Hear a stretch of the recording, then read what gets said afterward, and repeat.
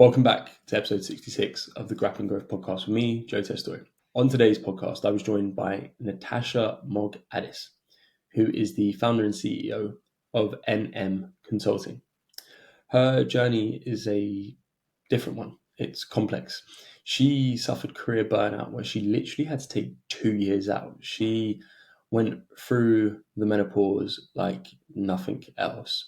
And that led her to focus immensely on leadership, on making sure that you can build effective teams after her career change from working in fashion for 15 plus years. This podcast is interesting for anyone who is looking at how to become a better high performer, how to become a better leader, because she goes into working harder is not smarter, as we know, but she is living proof and the embodiment of that. Now she runs a very successful international business, taking frequent trips to the US, serve her clients, and look after people around the world, serving a far, far higher purpose. If you enjoyed this podcast, leave a review. It helps us a lot. Thank you. As entrepreneurs, we all experience challenges in our business journey. I'm Joe Testoy, and the Grappling Growth Podcast is my attempt at documenting my entrepreneurial journey while building my brands.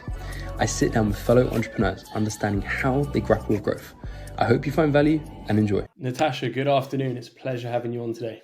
Thank you, Joe, and thank you so much for inviting me. It's an honour and a privilege. You're so welcome. So Natasha, just for all the people listening in, could you just give us a quick 30-second elevator pitch as to who you are, what you do, and who you help? Yes. So at this point in time, I am the CEO, managing partner of NM Consulting LLP. We are an international coaching and consultancy business. We work with corporate brands across the planet. So we're working internationally, and our sweet spot, although we do different services with leadership and senior management in companies, is to really bring about the role model leader in leadership and up and coming leaders throughout organizations. Mm-hmm. So you've been in this role since 2009, and I can see you've got tons of qualifications in from the High Performance Institute, which I had never heard of before. So I'd be fascinated to get your perspective on what growth looks like to you. Wow. I get asked this question quite a lot in various formats and from different perspectives based on the work that we work within. But I would say growth to me personally and in my business are integrated. And the reason I say that is because I started the business, and therefore growth in me is how the business even came to be created. Mm-hmm. Growth to me is about expansion. I think the process of growth and an increasing in size, if you like, mm-hmm. taken from a much more organic and holistic level. We talk about it within our programs as being a cellular change. It's something that happens within every cell of our body as we learn things, as we heal things, as we work through challenges. Our perspectives grow, our knowledge grows, our experience grows. And then for me, it's all about what you do next with all of that. And if you embody it, if you allow yourself to embody everything that you're gaining from that growth, quite wonderful things can happen. And you can find yourself in a very different version of yourself, one that is more aligned with the life that you would want to have, the leader you would wish to be, the entrepreneur or business owner that you would wish to be. So you mentioned, interestingly, that came from yourself in a previous life towards starting the business. What do you mean by that? Can you expand? Well, if I look back over my own kind of trajectory, my journey, it's interesting. So just behind me, you'll see a bunch of Vogue magazines. So my background corporately was in the fashion and retail environment, and I ended up having my dream job, which was running a massive division and ultimately women's wear for the third largest supplier to Marks and Spencer's many years ago now. And it was my dream job, as a little girl. I used to draw dresses and do some fashion design, as I thought it was. Then I ended up getting into sort of sewing and doing all sorts of things. I ended up at the London College of Fashion after doing a business degree, and worked in that era throughout that 20 years. Mm-hmm. I transitioned from that at some point. A fabulous headhunter that used to work with us and help me with recruitment and hires basically came to me with a bit of a change of a role, and it took me into the marketing space and worked for the world's largest loyalty continuity marketing company. What brand was that? At the time, it was called the Continuity Company. Okay. And we used to do loyalty campaigns, huge ones, multi-million euro or dollar or pound programs with huge brands across the US. And then basically I came to a point where I burnt out, and it's a long story, not for today. But I burnt out. I had the full executive burnout. Came from stress of the consistent intensity of my particular role. So I headed up new product development, creative services, and these amazing partnership licensing arrangements that we had with some of the world's global brands. My boss was based in Hong Kong, so it was virtual. And this was a good while ago when video conferencing was in its infancy, really. And working virtually was something that none of us had really had very much experience of. So reporting into the CEO virtually and a very intense working environment led to complete burnout. So I got super sick. I developed shingles. My body went into a forced early menopause. It was scary. It was super scary. Like, how old were you when this all happened? I was around 40. Yeah. And it's really frightening when you hit this wall, because it was an invisible wall to me. Everybody thought, I was always the one with the most energy in the room. My teams at work were the longest standing. They were the ones that developed from junior positions to middle management, took on senior roles. We won a lot. Teams got bonuses every year in my team. We won business, and I'm talking about the corporate, the fashion corporate, as well as later on. But I'd had decades of literally leading high performance teams to high performance, tangible high performance, growing market share, competitively taking market share from competitors, maintaining margins on huge mass market and mass production clothing lines. So everything looked successful. I had 3 wonderful children. I lived in a nice house. It's like, all the things that people judge as like, oh, you're doing really well, kind of thing. Status symbols, isn't it? And this wall came from nowhere. It was a shock. It was a shock not only to my body, but I think the shock was more mind consciously, because I believed the external world that I was projecting, if that makes sense.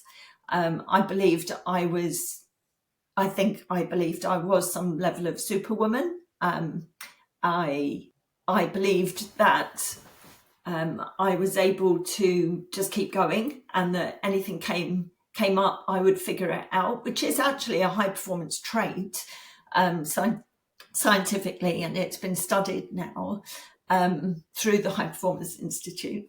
And figuring it out is not enough. There needs to be a very well-defined and well-acknowledged set of habits and disciplines that we need in our life to balance. And we hear this word balance used so much, and I've never felt comfortable with that life-work balance phrase that's been pandered for several decades now as well. What There would you is change it to? there isn't a balance. There's choices to be made. And there's also a huge level of personal leadership that leads us, when we're more aware of it, to prioritize self-care as well as priorities in our business or in our goals, in our personal development and so on. So self-care was something that I thought I did, but I did way too little of it in regards to the amount of expenditure I was making of my energy and my focus and how I was using my time. Yeah. So did this massive transformation internally happen around the mid to late 2000s, and that is what birthed the business, or was this at a different time period? Yeah, no, it led into it, Joe. It definitely did. I think it took me a couple of years and that can be shocking for many listening. It took 2 years, 1 year to kind of get better from the shingles and what have you. And I would then say another year of actually truly healing my body, my mind, so it was mental. At this point, were you completely out of work, or how did? No, I was doing a little bit of work in the second year. I picked up, but I left the role that I was in prior to that to really focus on my health. It was frightening. It was frightening. It was like all of a sudden you don't recognize your own mind, your own body. It doesn't work the way that you thought it did, or you've relied upon it working.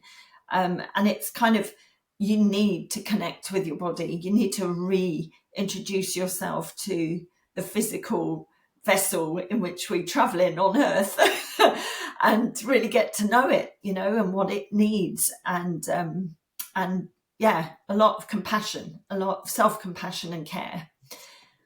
So yes, it led probably a couple of years before the business actually got going. You'll have spoken to many people who have set up businesses that said, oh, I knew exactly what I wanted to do. And particularly younger folk, for the younger folk listening, I was that person many, many years ago. And I always thought I would love to have my own business. That is something that was always part of my DNA, if you like. But then I very successfully had a great trajectory through other people's businesses and growing through working in those. I think what happened though is I started healing, and then with that expansion, that level of growth, I then got much more connected to the things that in my previous kind of life I had been exposed to. It was almost like timeline therapy going on in my own body, that these things I'd done in the past were sort of popping up and saying, you really love doing this, or you really enjoyed this, and maybe you should look into it again. So I went on quite a deep journey of personal development and studying, and I decided that I was going to go back to a lot of the stuff that I did in the mid to late 90s when I was still in corporate space. I was sponsored to do an MSc program, a Master of Science in Extraordinary Leadership. Okay. And the first year was included a residential foreign international management school, business school, and we went to the University of Virginia, and we attended the Darden University business campus, and it was extraordinary. And to this what made it so good? What was so extraordinary? What was so good for me is that it aligned and reawakened what I didn't realise was a thing. I had known what great leadership looked like. I had known that personal brand, or having your personal brand defined and who and how you want to be perceived by others, was important. And I also understood that, good food and nutrition was really important. But the leadership piece and the personal brand piece really kind of hit home. There was a couple that were the faculty leader and his wife, and it was Jack and Carol Webber. And Carol took me under her wing when I was there. And basically, I just kept talking about how all this amazing content around extraordinary leadership and what the elements of that were, and how I loved it and how I'd done this, that, and the other myself, and what inspired me. And she said to me while I was there, this is great, you're going to do great, and one day you're going to come back as an alumni and speak to our students. And I was like, oh no, that would never be me. I just thought she was kind of saying it. Anyway, full circle. I'm just going to say how these things loop forward and backwards and sideways. Mm-hmm. I'm currently writing a book, and part of number one, my biggest thanks is going to go to Carol and the inspiration that she had for me. I hope that I can go back and serve in some way at the Darden Business School. And it was the launch pad for me unveiling that leader in me. So that was one thing.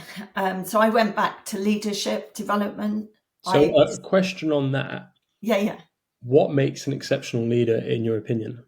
So many things, but an inspiring human, because a leader doesn't have to be in a business environment. It's the human that we're talking to here. It's how they take the lead, take responsibility in how they're showing up on the planet. Mm-hmm. Just generally, there's a level of responsibility, a level of compassion for themselves, but also for others, that outweighs judgment. They stay in a place of curiosity rather than judgment. They're able to truly listen, to seek, to understand, as Stephen Covey said many, many decades ago now, that seeking to understand another human, the responsibility of the communication that they make, how that lands, and if others understand them as they wish to be understood, that responsibility is with the communicator, not the communicated to. Well, a question on that, because I talk about this when I'm coaching people and also just general conversations with friends. I think there's a very big difference between bosses and leaders. From your professional opinion, mm-hmm. if you believe that there is a case between that is, what would you say is the difference between a boss and a leader? I'd say number one, the perception of the person making that judgment, because people usually talk about a boss in a very different language, tonality and mm-hmm. vibration mm-hmm. to someone talking about a great leader that they've downwards, had. Negative, not so pessimistic. And actually, when you hear, and often this comes up in the journey of working with a leader. Sometimes we need to ignite that level of inspiration that somebody has actually experienced in life. But if you ask yourself, and I say this to the audience when you're listening to this, it's like, who inspired you? Like, have you had a manager that you could call a great leader? Have you ever reported into somebody in a business environment where you felt inspired to come in every day to work with that person, that you felt motivated, uplifted, trusted, to do a great job. And even if you didn't know what you were about to do, because all of us, definitely me at this point, you know, I know that I don't know what I don't know. And I think great leaders depict that. They elicit that in themselves. They're vulnerable enough to say, hey, listen, I don't have all the answers, but here's my best shot at what we're going to do. They're more co-creative. They are more likely to open up conversations there and listen. They're going to see the people that don't speak up, and they're going to ask them for their opinion. Just some of the, I think everything you touched upon there is things that I lean into. I think probably one of the biggest feelings for me is the way how leaders make people feel. And it's, as you said, it's the people who might not be as outspoken or spoken as some. How are those people made feel in the team, the organization? And equally, that it's just working towards people's best strengths and talents, and knowing it's we've all been in that position where there's a boss, and when they walk over, or we see their phone call, it's even that case of when you work with clients, and you spoke about this before we jumped on this session.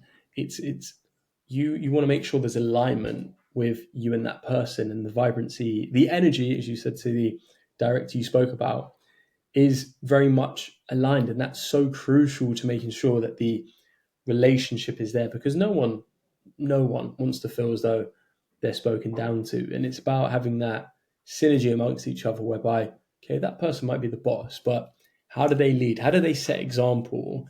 And how do they garner their respect? Do they garner respect through love, admiration, actions, or is it fear? Because if it's fear, it's never going to be a long-term conducive relationship. I'm really curious. I know that you have 3 children. If you could go back in time and give some advice based on how your life's played out to 20-year-old Natasha, what would be the best piece of advice you'd give her? I actually did this exercise when I was at Darden, and actually had to stand at the front of an American US style university theatre environment with everybody that was on the course in front of me. And back then I did not feel so comfortable about public speaking or making presentations and so on. So it was huge. Mm-hmm. And I would say now to my 20-year-old self to not worry about what people think. I would say just be yourself, just be who you are, follow your intuition, like listen to your own guiding voice.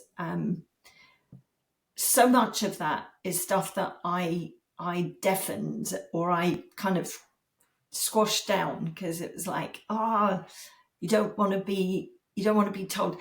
So when I was very little, and I'm talking really little, I think I was under 10 years old, and this may resonate with listeners again, because these things can last your whole life if you don't go looking for them. I remember at somebody's birthday party, I can't remember whose, but little friend's party, I was the only child, so being with friends was a really big thing. To go to parties and stuff and be with all the other kids my age was just brilliant. And I remember at this party there was music playing, and they were playing games and what have you, and I remembered skipping around, and I was dancing and la la la and spinning around, and out of nowhere somebody's mum called out across the room, "Natasha, stop showing off." Right now, just even thinking about it, it doesn't upset me like it used to. I've healed that. But I can remember that it was like somebody had pulled the plug on everything. Everything just stopped for that moment. And my heart broke. My heart actually broke, because I was being my truly authentic self. And in that moment, for many, many years, and probably way past my 20th year, I was still holding on to this thing of like, just, what other people think matters, and you mustn't, you mustn't shine your light too brightly, because it might upset somebody, and just stay under the radar a bit. Do your best, always do your best, but so I would be saying to her today, forget what that lady said all that time ago. She didn't realize what she was doing, and she didn't mean it to have the effect or impact that it had. And you go out and shine your light, because when you shine your light, everybody else feels they can shine theirs. Well said. I had an instance fairly similar to that when I was a very overweight child, but I think I was 15 years old, and I started running laps around a park with a friend at the time who was also very overweight. So it was just two fat kids running around a park, and we did it every single day religiously. And we started getting a little bit competitive with each other. And then he backed out, and then I continued to do it. And as I was going around, I don't know, it was maybe my 10th or so lap, he said, "You've proved your point, you prick." And I remember that just being one of those things. And then he never ran again, and I just continued to do it. But it was one of those things that stuck with me. It's like, just because I'm pushing myself further, or I'm trying to be the best version of myself, you feel that's pulled you down and you've hit your ceiling. That's fine. You're here to learn, and you did your best that day. But my best is a little bit better than yours, then that's it. And it's straight away, you mentioned your story. I could bring that one up in my head, and that was half my lifetime ago. And it is massively the case about being your authentic self. And it's not a case of just because what you do doesn't resonate with other people doesn't mean that you should be pulling yourself down. Natasha, it's been a pleasure to have you on. What's next for you, and where can people find you? We're a secret weapon out there, and part of our growth in our business this year is going online and doing more things that are more visible. So the best thing you can do is go to our website, which is actually a request for your information, but more importantly, to find out how we can help you or what you're interested in. So name, email, and so on. So that's at www.nmconsulting.group. If not, an email to admin@nmconsulting.group. And there are some places you can find me personally on Instagram or Facebook, but I would probably say look for our business page on LinkedIn. So it's NM Consulting, but because there's another one somewhere in the world, there's a bracket with NM Inc. LLP next to it. And that's... well, we'll put all the links there to the relevant places so people can find you underneath these podcasts. Thanks, Joe. It's been such a pleasure. And thank you for having me on. I hope this really helps whoever finds us. You're most welcome. Thank you. Yeah, thank you. There we go. So I've just marked that clip there. I'll wait a second so the podcast can update and everything. But did you enjoy that? I did enjoy it. I am very conscious though that you didn't get AI information for your new theme. So yeah, I know I was conscious of that, and I thought, because we spoke so much about life and personal development, I think it'd be very strategic to make this the standard podcast that we publish. And the thing is, we've got the Intelligent Edge series, but there's so many. I mean, over the last month or so, they've probably been half the podcast we've shot, but equally we've done the classic, I should call it, Grappling Growth Pod. So I think this falls way more in line to the pod, and I think that just comes testament to just the time restraint we had and just starting a bit later. I'm sure you've got a meeting coming up. I've got a meeting in 7 minutes, but that was... Joe, I'm so glad that you shared your story as well, because I felt that with you, that whole conversation that I have about alignment in vibration, it's which is why I was, having not come across you before, I was absolutely delighted to help and come on and be a guest on your podcast. And I think, wow. And my question, which would never have been on air, is one aligned to what I shared, that mine lived with me for way too long. And I'm just going to ask you if that one still lives with you somewhat. Your story about the friend who you've proved your point, you prick. No, not really, because I think I have a bit of a compass where I can see that what a lot of people say to people, which is negative, comes from a place of insecurity and their own fears of hurt. So for me, and he was a childhood friend, and when I go back to my old area, sometimes I'll see him, and with like the most candor in the world, he hasn't done much with his life, and it's a shame. He's just painted so many people with the same brushes as himself. So no, I think there's been so many things that one of the best quotes I ever came across was competence builds confidence.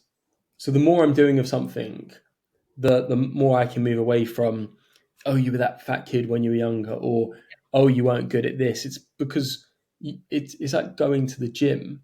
If when you started in the gym, you couldn't lift a 5 kilogram dumbbell, but if you've done it over and over again for the last 10 years, and you know with ease you can pick up a 15 kilo dumbbell, if someone says, pick up that 5 kilo dumbbell, yeah, well, of course, but it's a case of not having to say it with arrogance. It's like, well, I've done so many repetitions of this one thing that I don't feel that I have trauma, or I have something that I'm still latching onto from this person said. And we all have these bouts of childhood trauma, and there's many layers to it. And it's about really understanding what has most resonance and produces most fear in you. And really just, for me personally, just working at these things head on and building that confidence for myself, so that I don't have fear, or I don't have something that comes up that just produces that unresolved trauma. So I think that's probably the best way to say it. It's looking at the trauma in our lives, personally for me, that I've looked at and thought of, okay, this has been an issue. How have I resolved this? But I really appreciate that question, and I would have been happy to answer it on it. I know, but I wouldn't have done it in case because you just never know. But yeah, and I concur completely. We speak the word love so often in the work that we're doing with our clients, and it's not a word that is used frequently in corporate setting, but we actually embed it into part of our coaching when we're finishing up, because the opposite of fear is love, and fear reigns in larger businesses, even in small ones sometimes. But the bigger they get, there seems to be an injection of fear at every level, of failure, of being caught out as the imposter syndrome, whatever it is. So yeah, love is really important. So well said. I think the essence of fear, I think there's very few things in my life that I truly fear. And I think even just coming out with this podcast or producing content online, you have old friends who turn around and they laugh at you, or I just think you're laughing because you're jealous or you're envious, because I'm using this as my own vessel to elevate myself. And you don't need a podcast, but your thing could be something completely different. It could be martial arts. It could be dancing in the woods, as you did on this weekend. Yeah, that's it. And loads of people would be like this, like they'd have judgments, but who gives a fuck about other people's judgments? Exactly. If that's what makes you comfortable and happy, and that at the end of the day, and I think this is really when you zoom out, and this is what I love about traveling.